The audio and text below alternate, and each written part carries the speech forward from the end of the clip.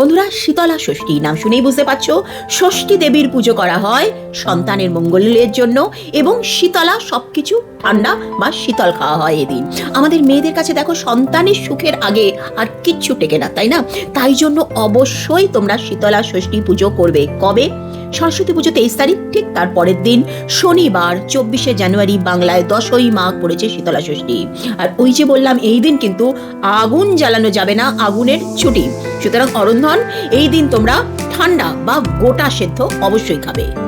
বন্ধুরা, যদি তোমার কাছে ষষ্ঠী দেবীর ফটো থাকে তাহলে তো খুবই ভালো, কিন্তু যদি না থাকে, শিলনোড়ার ওপরে ফুল আর দইয়ের ফোঁটা দিয়েও কিন্তু তোমরা মা ষষ্ঠীর পুজো করতে পারো।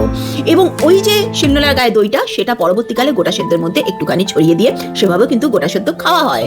সন্তানের মঙ্গল কামনার জন্য ওং হ্রিং ষষ্ঠী দেব্যাই নমঃ এই মন্ত্র বলে তোমরা মা ষষ্ঠীর কাছে তোমাদের যে মনস্কামনা সন্তানের সুখের জন্য তোমরা অবশ্যই করবে। আচ্ছা, আজকের এই প্রচন্ড বাস্তবের যুগে, বিজ্ঞানের যুগে, তোমরা কি সত্যি মনে করো যে শীতলা ষষ্ঠী করলে সন্তানের মঙ্গল হয়? হ্যাঁ কি না আমাকে প্লিজ কমেন্ট করে জানিও। জয় মা শীতলা ষষ্ঠী।